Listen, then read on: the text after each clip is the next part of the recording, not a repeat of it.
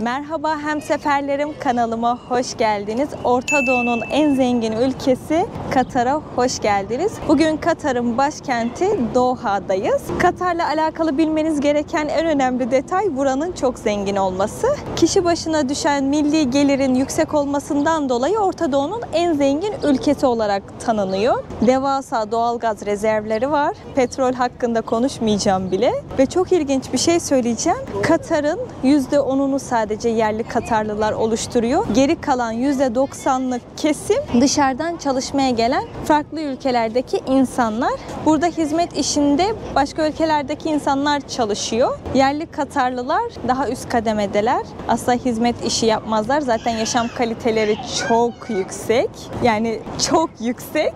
Bilen bilir. Bilmeyenler için de buradaki evlerde hizmetçiler var, şoförleri var ve ucuz işçilik çok yaygın. Böyle bir ülke. Şu anda da biz Suk Vakıf'tayız. Burası geleneksel bir pazar alanı gibi söyleyebiliriz. Burası şu an yeni yapılmış ama aslında burası 250 yıllık bir alan. Buraya sanırım deprem gelmiş, yıkılmış. Sonrasında eskiye uyarlayarak tekrar yapmışlar.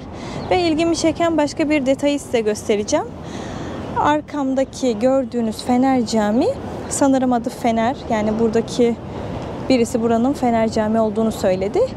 Irak Samarra'daki Malviye minaresi vardı ya, onun minaresinden esinlenerek yapılmış. Bu dikkatimi çekti. Orayı da size göstermeye çalışacağım. Göstermeye çalışacağım diyorum çünkü birçok yerde caminin asıl girilmesi gereken yerine kadınlar giremiyor. Almıyorlar. O yüzden kadın bölümünde de pek bir şey olmuyor göstermek için. Yani gösterebilirsem göstereceğim. Gösteremezsem artık gelirseniz görürsünüz.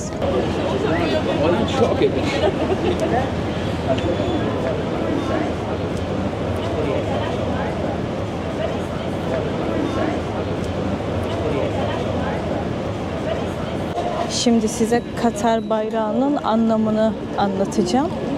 Britanya Anlaşması'nda 9. ülke olarak katıldığı için böyle 9 tane çeltik var. Osmanlı'dan ayrıldılar ya, sonra işte hepsine birer bayrak verildi. Katar'a da bunu vermişler. Burada da Filistin bayrağı var. Böyle hediyelik eşyalar var. Merhaba. Merhaba. Türk'ü nerede bu kazanılmış? Bakın burada böyle kayıklar var. Önceden bu alan, yani su buraya kadarmış. Buraya da, çarşıya da kayıklarla böyle malzemeleri getiriyorlarmış. Burada da bakın şimdi buna çölgülü diyorlar. Hatta buradaki müzenin mimarisi de tam olarak çölgülünden esinlenerek yapılmış. Kum, rüzgar ve deniz tuzunun birleşiminden böyle kumun altında oluşan bir kristal aslında. Buna çölgülü diyorlar.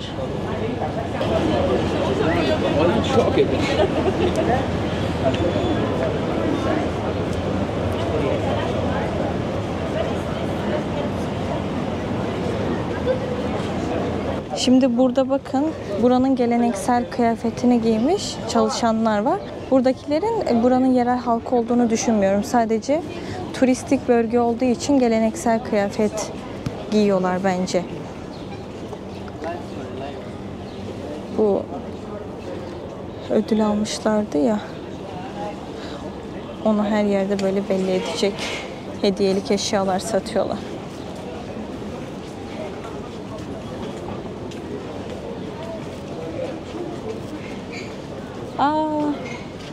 Bu incici mi bu? Evet. Girelim mi? Girelim.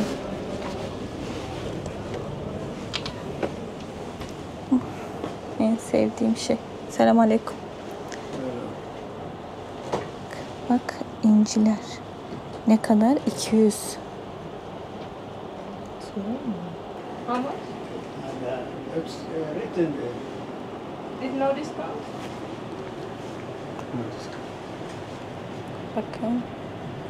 200 üstünde yazan neyse oluyor. Ucuzluk yapıyor musun? Yok ki. Şöyle. Bakın şurada Fener'e benzer bir minare var. Arapçada da Minare fener anlamı taşıyormuş. Ne kadar doğru bilmiyorum ama böyle bir bilgiye ulaştım. Şurada da hemen rüzgar kulesi var. Bunun alt kısmı böyle çok serin oluyor.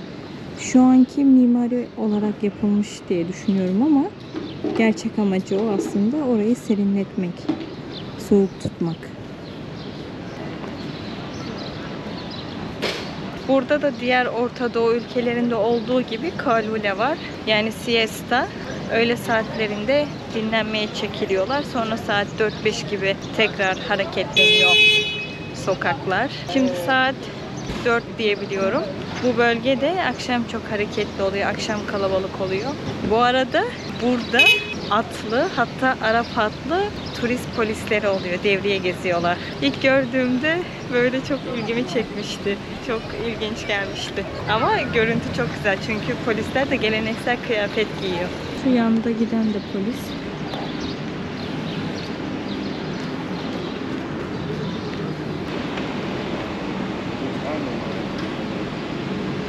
Burada şahin satıyorlar. Bilirsiniz Arapların şahinlere olan özel ilgisini.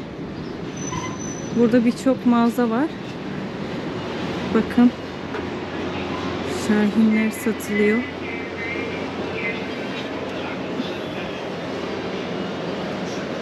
Yüzleri kapalı maske var. Ayakları da bağlı. Bu şekilde. Hemen diğer tarafta da bir tane büyük Şahin Hastanesi var. Bakın burada. Hatta Şahini olan diğer ülkelerden gelen insanlar Şahinlerini buraya getiriyormuş. Çünkü Orta Doğu'da en büyük Şahin Hastanesi buymuş. Böyle bir yer. İçeriği de göstermiş olayım. Bakın şekli de şu şekilde.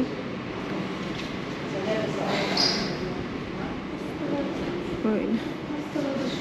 Sıraya alıyorlar. Hastaları da evet şu şekilde sıraya alıyorlar. Bunlar heykel mi? Heykel. Evet. Bir bölüm de bu şekilde.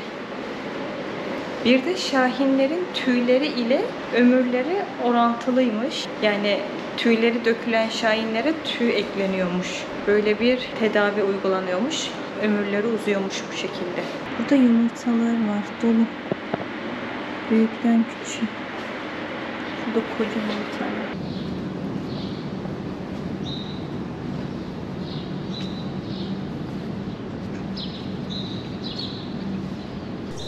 Şuradaki ağaç çıkıntılarına bakın. Bu buranın geleneksel mimarisinde olan bir şey. Normalde bu bölgede ağaç yok. Yani ağaç kullanamıyorlar. Bu ağaçları Afrika'dan, Hindistan'dan getirmişler. Onlar için ağaç çok değerli olduğu için ev yapımında onlara kıyamamışlar, kesememişler. Zamanla da aslında buranın mimarisini oluşturmuş. Bu şekilde geleneksel mimaride bu ağaç çıkıntılarını görebilirsiniz. Şimdi burası Arap ülkesi olduğu için acaba şeriat var mı diye soranlar olacaktır. Böyle bazı kanunlar var kısıtlayıcı ama kadınların giyim kuşamına dair herhangi bir kanun yok. Buraya gelen insanlar istediği gibi giyinebiliyor. Kendi eşleri genelde abaya giyiyor. Şimdi Bedeviler biraz katı olduğu için bazılarının eşleri de peçe takıyor. Hani Bedeviler Arap toplumunda biraz daha katı görüşte olanlar aslında. Şimdi burada yerel halkın yaşam kalitesi çok yüksek demiştim. Buraya çalışmaya gelenlerin de aslında aynı şekilde. Çünkü burada yaşayan insanların mesela yaşam kalitesinin daha yüksek olduğunu fark ettim diğer Körfez Arap ülkelerine göre. Ve mesela diğer ülkelerde çok daha alt kademede çalışan halkların burada mesela çok iyi arabalara bindiğini gördüm. Yani çalışanlar için de yaşam kalitesi burada daha yüksek. Burada açık arttırmayla satış yapılıyor. Az önce antikacıların önünden geçmiştim ya. Orası.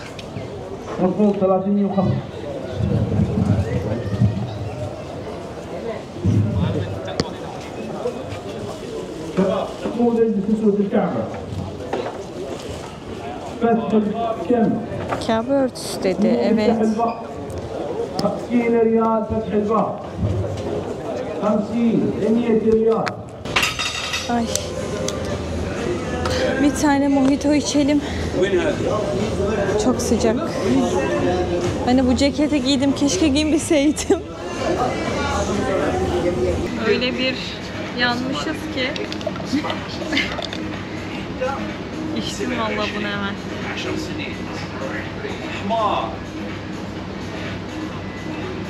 Ama mojitoları çok iyi. Burada da Türkiye'nin reklamını yapıyorlar. Türkiye'den böyle birçok şirketin görüntüleri bu. 72 riyal tuttu yemeğimiz. 2 tane mojito vardı, bir tane de Lahmacun. lahmacun. 72. Burada para aynı Türkiye gibi. Çok bereketsiz. Su gibi gidiyor. Ülke pahalı. Yapacak bir şey yok. Şimdi Mişerep bölgesine gidiyoruz. Hemen Suk Vakıf'tan devam edip şöyle bir alt geçit var. Oradan Mişerep'e gidiyoruz. Buranın yerlileri genelde, yani çoğunlukla geleneksel kıyafet giyiyor. Bence diğer çalışan halklardan da kendilerini ayırmak için böyle bir şey yapıyorlar diye düşünüyorum. Bu arada bu Arap ülkelerinde, hatta Körfez Arap ülkelerinde, diğerleri de var tabi. Hepsinin başındaki bağladığı o örtünün şekline göre hangi ülkeden olduğu belli oluyor. Yani ben şu an mesela hepsini teşhis edebiliyorum. Dubai ayrı, Katar ayrı, Suudi ayrı, Umman ayrı. Hepsi farklı bağlıyor. Az önce bir uççuya girdik. Kamera sesi almamış. Şimdi bacımız ut aldı. Ne kadar tuttu? Bakalım. 395 Katar yani. Ne o ya? Yani 4000 TL'ye yakın. Öyle bir şey. Evet. Umut aldım. Şöyle bir şey. Bu yine olmuyor. Bu arada oluyor bir yerde, bazen olmuyor.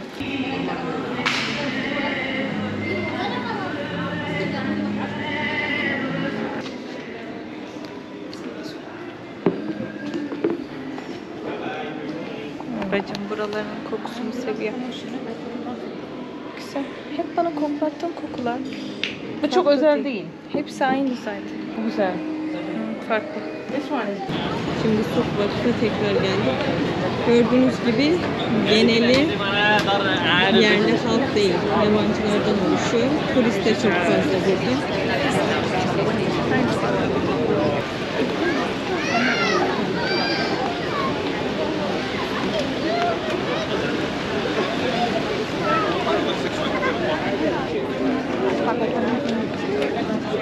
burada. Bura böyle akşam ışıklandırılıyor. Size az önce gösterdiğim caminin içine girdik. Göstereyim etrafta ne var ne yok. Şu aşağı erkek bölümü. Şöyle göstermeye çalışıyorum, erkek bölümünü de içerisinde. Süleymaniye Camisi'nin reklamını yapmışlar burada. Burada da Kabe var. Şöyle şurada buranın reklamını yapıyorlar. Ne var ne yok gösteriyorlar.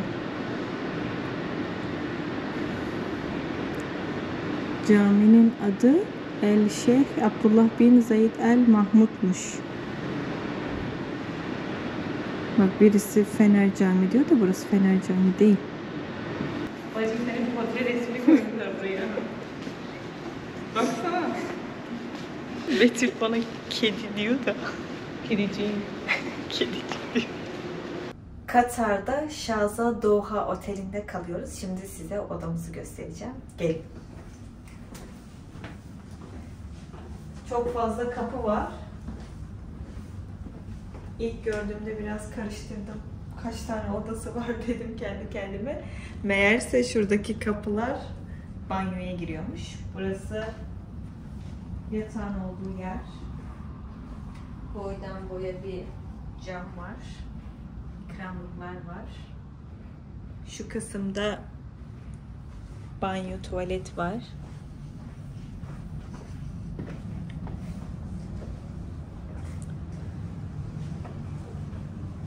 Banyosu çok büyük. Evet, burada da başka hemseferlerim var. Merhabalar.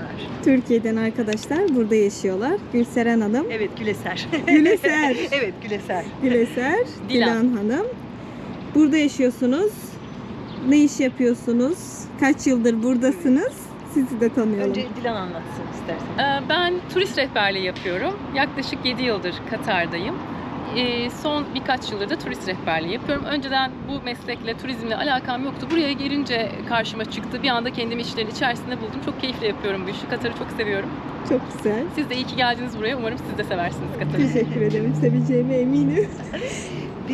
Benim de 3 yıl oldu. Yaklaşık 3 yıldır buradayız. Seramik sanatçısıyım. Burada seramik yapmaya çalışıyorum. Evet, Zor çok koşullarda güzel. da olsa seramik yapmaya çalışıyorum. Eşim veteriner. 1 yıl kadar ben de veteriner teknisyenliği yaptım. Sonrasında kendi mesleğimi icra etmeye başladım. Güzel, burada yaşamak keyifli. Yani birçok zaten Türk arkadaşımız var. O yüzden hiç yabancılık çekmiyoruz. Keyifli burada yaşamak. Çok güzel. Bu Katar haritasının şekli. Şu ince detayları bile önemsemişler. Taşlar doğal mı bilmiyorum ama sanırım doğal. Evet, burada inci dükkanı varmış. Düşünün, birçok yerde inci satan yer arıyordum. Çünkü inci çok severim. Hep takarım. Burada varmış. Şimdi buraya gireceğiz de göstereceğim. Öncesinde bakın dış kısmında inci nasıl çıkartılıyor. Neler kullanıyorlar. Bunları böyle koymuşlar. Bir bakalım içeriye. Katar'ın en önemli geçim kaynağı geçmişte, yani bundan 100 yıl öncesine kadar inci avcılığı. Bu girdiğimiz dükkanda da hem doğal inciler hem de kültür incileri bulmak mümkün. İncilerden yapılmış aksesuarlar bulmak mümkün. Burada örneklerini de görebilirsiniz. Ay. Aleyküm selam. How are you?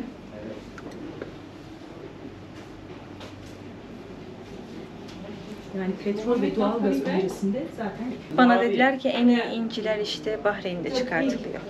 Sonra Oman dediler. Sonra işte Cizan'da dediler. Sonra Katar'ı hiç demediler. Ben artık inci şeyini yaptım. Düşünmüyordum artık inci çıkartmıyorlardır dedim. Çünkü diyorlar ki artık devam etmiyoruz. Evet. Ve hiç beklemezken burada buldum.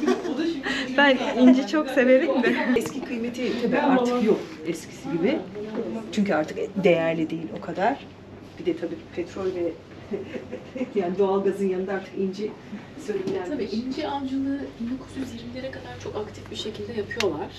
Fakat 1920'lerin geldiğimizde bir Japon bir beyefendi Mikimoto adında kültür incisini keşfediyor. Yani incinin yapay koşullarda insan eliyle yapılabilmesinin tekniğini keşfediyor. Dolayısıyla bu inci avcılığının, yani inci endüstrisinin dünyada son demek, sadece Katar'da değil. Ama Katar için çok büyük bir gelişme, çünkü elinizdeki en önemli geçim kaynağının çok kısa bir sürede elinizden uçup kaydığını düşünün. Dolayısıyla o tarihlerden itibaren artık inci avcılığı ikinci plana atılmaya başlıyor. Yavaş yavaş terk ediliyor. O yüzden artık Evet. devam edilmiyor. Şimdi Evet, devam edilmiyor. yaylar yerine Evet. oturdu. Benim de evet. Raylar. Ne zamana kadar? 1939'a kadar. Neden? 1939'da ne oluyor? Petrol. Petrol çıkarılıyor. O zaman işin rengi değişecek tabii. Bakın burada dağ Onlar Arap keçiler. antilop familyasından geliyor. Keçi olarak yani isimlendirilse de aslında keçi değiller. Antilop ailesine aitler. Özellikle bu bölgede Arap Yarımadası'nda görülüyorlar. Çöl koşullarına çok iyi adapte olmuş hayvanlar. Boynuzları 1 metreye kadar ulaşabiliyor. Çölde 6 aya kadar susuz yaşayabiliyorlar. Bir rivayete göre unicorn'un, hani bu tek boynuzlu, bu Evet. küçük kız çocukların özellikle çok sevdiği var ya karakter, unicorn. Unicorn'un kaynağı olduğu da söyleniyor bunların. Çünkü bazı açılardan böyle etrafında döndüğünüzde 2 tane boynuz birbirini kapatıp sanki tek boynuz görünüyor. Bir diğer sebebi de bir boynuz düştüğünde diğer tekrardan çıkmıyormuş. Tek boynuzlu hayatına devam ediyormuş, yani kırıldığında. Dolayısıyla o da bir rivayetin sebeplerinden biri olabilir deniyor. Aynı zamanda Katar'ın ulusal simgesiymiş ve Katar Hava Yolları'nın da ablemi. Aynen. Ambleminde. Evet. Evet. Bunlar Suriye'de vardı. Evet, bunların bir Suriye'ye özgüymüş hatta, bana öyle demişlerdi. bazı şeyler için civar Sedef işlemesi. Arap ülkelerinde yaptırıyorlar ama Katar'a uyarlanıyor. Evet, orada da farklı ülkelerin bayrakları vardı. Burada kocaman bir parmak var. Bu parmağın anlamı ne? Bu parmak buraya 2019'da yerleştiriliyor ve arasının aslında çok da iyi olmadığı bir dönemde Birleşik Arap Emirlikleri'ne katılıyor. Fakat çok iyi bir performans sergiliyor. ve ülkeye kupayla dönüyor. Bu Katar'ın tarihteki en büyük spor başarılarından bir tanesi. Hemen akabından de bu parmak buraya yerleştirildi. Şimdi ilk başta çok yadırgandı burada yaşayan halk tarafından, hepimiz tarafından. Dedik ki böyle tarihi bir atmosferde böyle bir şeyin ne işi var? Kaldırın bunu buradan diyenler oldu. Fakat günümüze kadar geldi, sonradan benimsendi. Cesare Baldaccini adında İtalyan asıllı bir Fransız sanatçıya ait. Şimdi bu sanatçı 1965 yılında Paris'te bir sergi için kendi parmağının şeyini, ne derler, söyleyin adını. Parmağının kastını, yani kalıbını çıkararak bir tane böyle bir heykel yapmış. Sergilenmiş. Sonra çok onunla anılmaya başlanmış. Çok sükse yapmış derken parmaklar yapmaya devam etmiş. Farklı ebatlar, farklı renkler. Yani parmak görünce biliniyor ki o sanatçıya ait. Eser de o sanatçıya ait. Şimdi buranın popüler bir buluşma noktası. Parmağın önünde saat 5'te. Biz de tam olarak parmağın önünde saat 4'te buluştuk. Hemen burada bir sanat merkezi var. Oraya da bir bakalım. Ressamların, sanatçıların atölyeleri, çalışma alanları var. Eserlerini burada yapıyorlar, satışa çıkarıyorlar.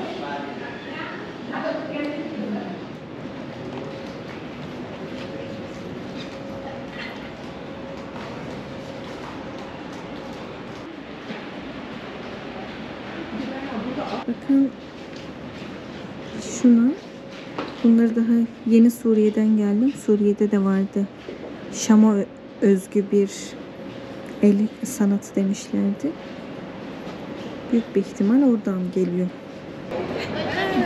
Uzun bir süredir Betül'ü arıyoruz. Bacım benim. Benim bacım. Bacımı kaybettim. Bacıma parmak olmasa bulamayacağız. Sen kesin internetten kadınlara bağlanıyorsun. Telefonum burada. Yemin et. O yüzden WhatsApp'tan Instagram'dan. Ama istek gelmiş, ben ne bileyim, kadınlara ekli değil.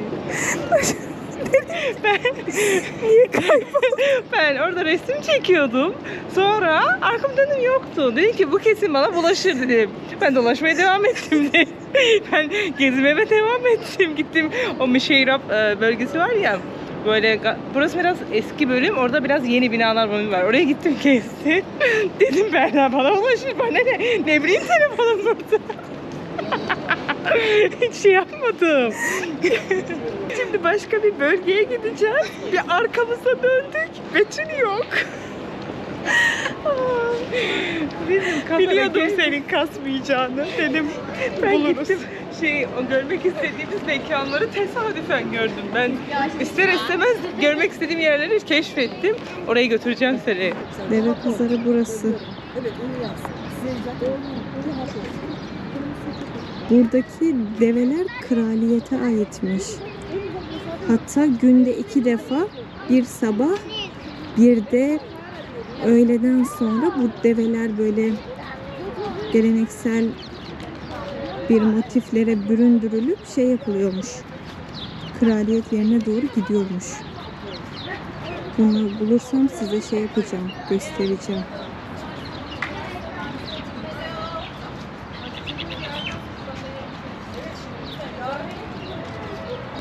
Burada ilgimi çeken şey ne biliyor musunuz? Halk özünü kaybetmemiş. Yani şu an Katar çok zengin bir ülke ama özünü kaybetmeden hayata devam ediyor. Yani sonuçta Katar'ın yerli halkı Bedevi ve bu Bedevi kültürünü unutmuyorlar da. Zaten genler de her zaman çeker. Bu Bedevi olan toplumlarda çöle karşı da özel bir ilgi vardır mesela. Zengin hayatı yaşasalar bile gidip çöllerde de kamp yapıyorlar çok fazla.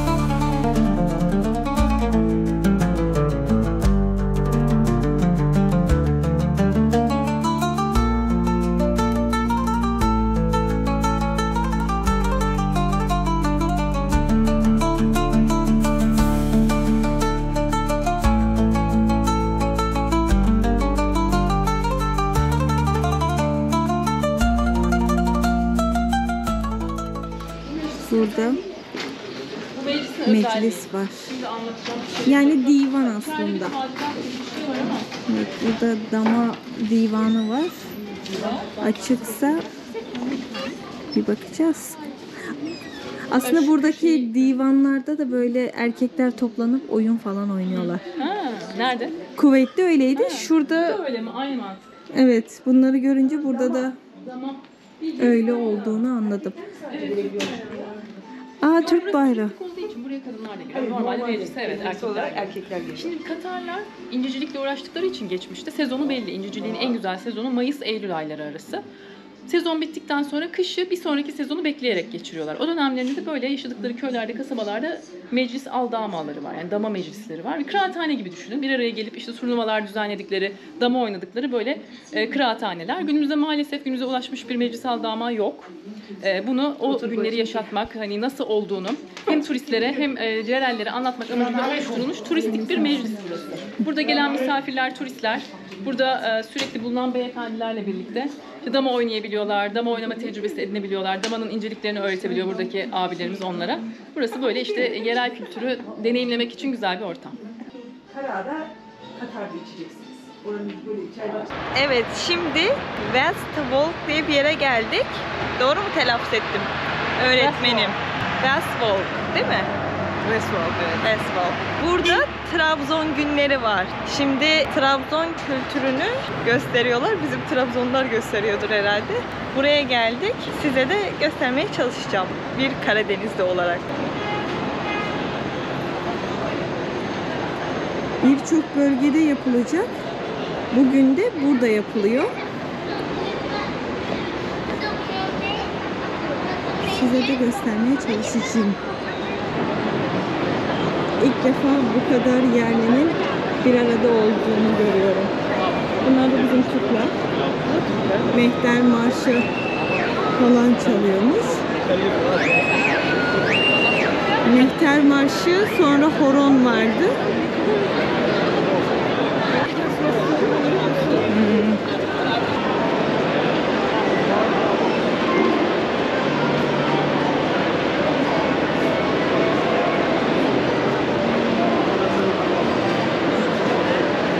Bizim Trabzon'a kılmıyor.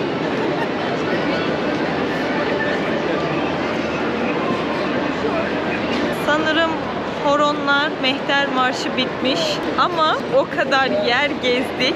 İlk defa bu kadar yerlinin bir arada olduğu yer görüyoruz. Biliyorsunuz daha önce de söylemiştim. Burada yerliden çok çalışan yaşıyor. Buranın %90'ı yerli değil ama böyle yerliler çok nadir görünüyor. Onların takıldıkları yerler daha farklı oluyor. Biz burada çok fazla yerli görüyoruz. Böyle Trabzon kültürünü tanıtıyorlar. Bunun amacı büyük bir ihtimal Trabzon'a turist çekmek.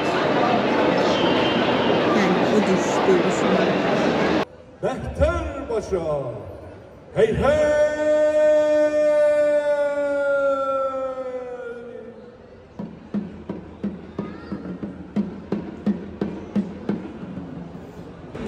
Merhaba Mehterhan. Merhaba. Mehterbaşı. Elbette selam. Fatih Marşı. Aslı. Hayır. Ya Allah.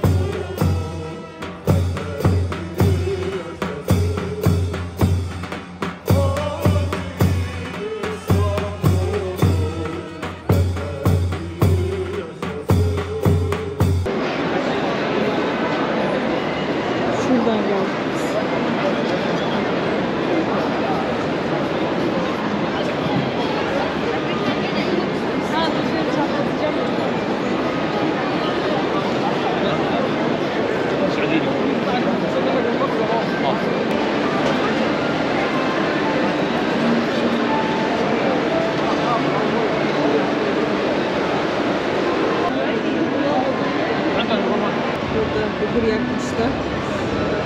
Güzel kokuyor. Evet, şimdi burada bir yere oturduk. Kahve içeceğiz, tatlı yiyeceğiz. Şu tatlının fiyatı Coco Berry 2. Yes. Katar yedi. Sonra da hesap gelince hepsini gösteririm size.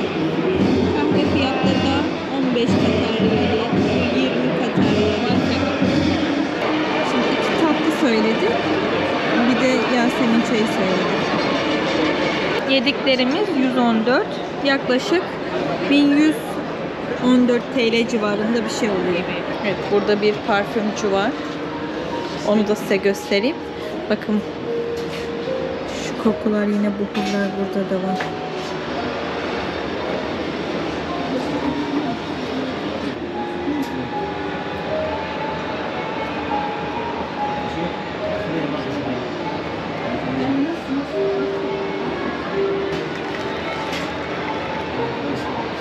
Şükran.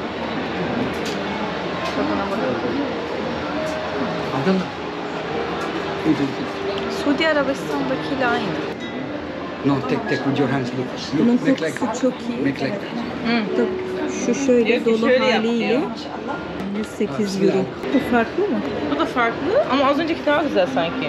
Diğeri daha güzel. Trabzon yüzükleri işte.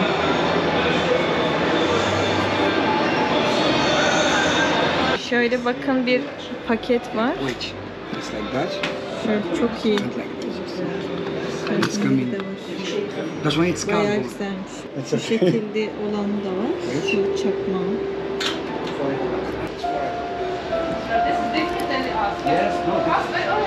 Evet, bu videomda da size Katar'da gördüklerimi aktarmaya çalıştım. İnşallah beğenmişsinizdir.